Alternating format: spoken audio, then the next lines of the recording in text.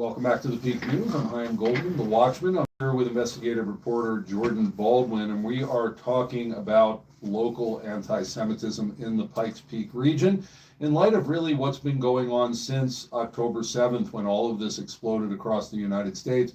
We saw it in Colorado Springs, and yet what are we really doing about it? I have to say, when I've gone to certain public officials, pastors, others, they show a concern, but it's not really here, right? This stuff doesn't happen in the Springs, just like we don't have gangs, we don't have sex trafficking, we don't have any of that, right? No, it's all here. And a point in fact, this national, international story about the hate crime attack in Boulder, the man who did it, I mean, absolutely, we see him on video and everything, and he admitted to it.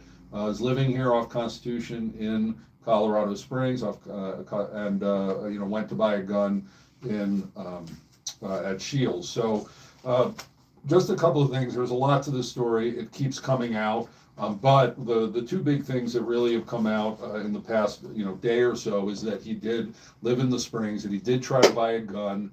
He wasn't allowed to buy the gun, and it seems that the reason he wasn't allowed was because his visa had expired. If he had had a valid visa, it seems he could have bought the gun, possibly. We don't know why he was denied it. But of course, those who seek to restrict our Second Amendment rights are going to say, look, the gun laws worked.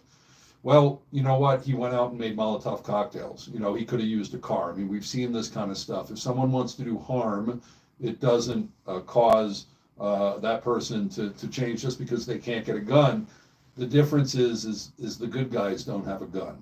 And what could have happened? Denver is a place where you really can't have a gun. And what would happen if someone had actually been there to stop him with a gun? It may have been a much better story. Thankfully, the police showed up quickly. Some of the other things is that he had actually sprayed gasoline on himself. That's why you see him shirtless. He had lit himself on fire, and then I guess he took his shirt off. But it says that he admitted that he had planned on dying in this attack.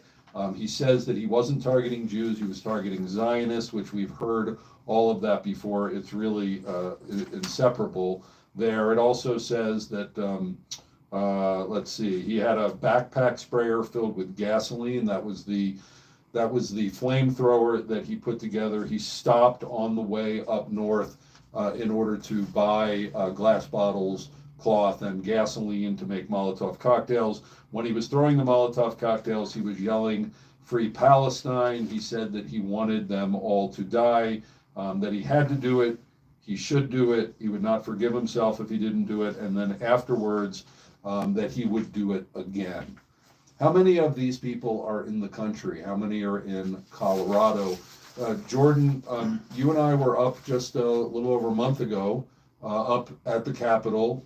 You organized an Israel Independence Day rally. We were up there.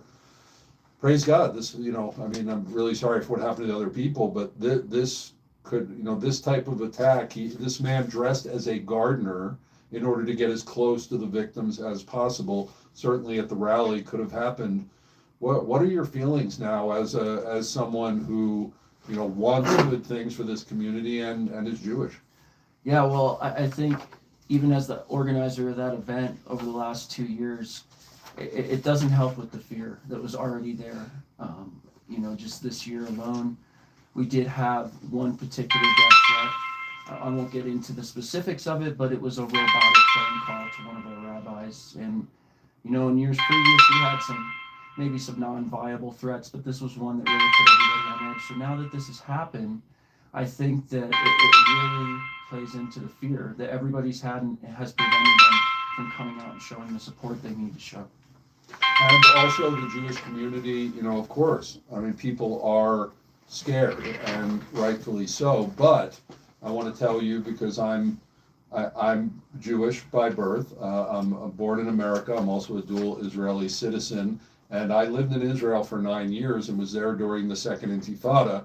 When you hear Free Palestine, globalize the Intifada, people say, it's just a social movement, it's just a way of supporting the Palestinians. No, what we're seeing is this is a call for violence And, we've seen it over and over again, even here in Colorado Springs. People say it's just words, but now we're seeing it with the attack in Washington, D.C., now in Boulder, that it's not just that. Absolutely. And it's all over, really. And we hear about these sleeper cells with, the Muslim extremists from years ago and things like that. But the reality is this ideology has always been around, and now it's spreading like a wildfire, not just within these anti-Palestinian movements or these pro-Palestinian movements, but also this intersectionality we see. Yeah, and we'll be getting into that a lot more even tomorrow. We're doing a show that involves that as we're into Pride Month now.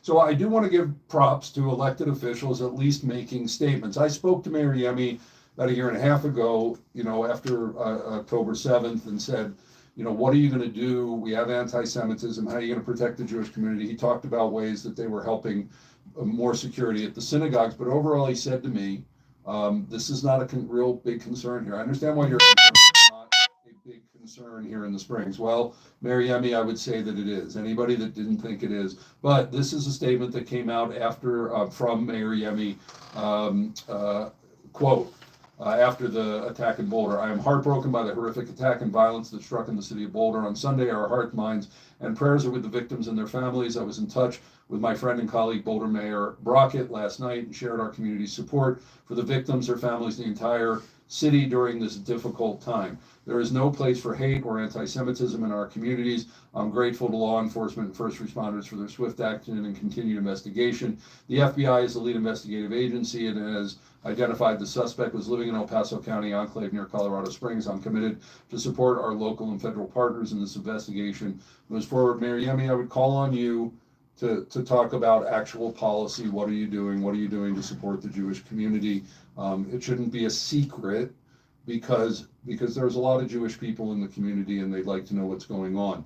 Back after October 7th, was very happy to be part of both the Colorado Springs City Council and the county commissioners making official resolutions in support of Israel and against the violence in Israel. Jordan, please quickly read the statement that just came out from the Colorado Springs City Council. Yeah, so they went on to state, City Council leadership strongly reaffirms its support for the state of Israel and the Jewish people. We stand united in condemning the brutal and senseless terrorist attacks that occurred this past weekend against peaceful protesters who were praying for the release of Israel hostages. We are praying for the 8 victims, men and women ranging in ages from 52 to 88, who suffered serious burn injuries in this horrific act of hate. These individuals were deliberately targeted and set on fire for simply standing in solidarity with the families of the hostages. We are grateful that no lives were lost, and we lift up these victims in prayer as they begin the long road to recovery. This attack could have been prevented. The individuals responsible, Mohammed Solomon, was in the United States illegally since August 2022. Let's be clear, Colorado Springs is not a sanctuary city. We do not and will not shield individuals who are in this country unlawfully or who pose a danger to our residents. We continue to call for the identification and deportation of illegal immigrants who threaten the safety and security of our communities. Our city remains committed to peace, lawful order, and protection of innocent life. We will not stand idly by in the face of terrorism and anti-Semitism. We urge our local and federal partners to take immediate and decisive action to prevent further violence and uphold the rule of law. Lynette Crow-Iverson, City Council President, and Brian Risley, City Council President Pro Tem. Okay, and real quick, because we're almost out of time, statement from the El Paso County Commissioners. The Board of County Commissioners unequivocally condemns the senseless act of targeted violence that occurred yesterday in Boulder. Anti-Semitism has no place in our country, and our support for members of the Jewish faith and the state of Israel remains steadfast. We are keeping all those affected by this tragedy in our thoughts and prayers. We're also extremely troubled by the initial report that the suspect is allegedly in the United States illegally. The further underscores El Paso County's opposition to Colorado's sanctuary laws and policies, which hinder local law enforcement from fully cooperating with our federal partners to keep communities safe, and reinforces our support for President Trump's agenda to deport those who are in the country illegally. Our state, they keep affirming, supporting this illegality, and now it's turned to violence against our citizens. You're listening to The Peak. We'll be right back. Great timing on that closeout there. What? It's a great timing on that closeout. Sorry about the sound on that. I'll silence it. Good reading? Yeah. Okay. Thanks.